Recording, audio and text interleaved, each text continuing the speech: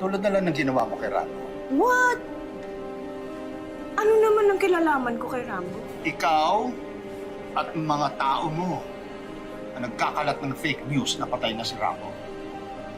You and your paranoia. Lahat na lang ng nega sa akin mo sinisisi. Alam mo, para sabihin ko sa'yo, tumulong nga ako sa pagpapagamot kay Rambo.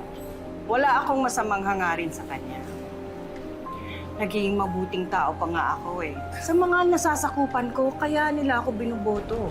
Huwag mo na akong paikutin dyan sa mga schemes mo. Kilala kita. Alam ko kung ano yung tumatakbo dyan sa isip mo. Maybe it takes one to know one. Oo, no, Esmeralda. Nag-iisa ka lang. Hindi. Dalawa pala kayo. Ng kapatid mo. Kapatid? Si Satanas.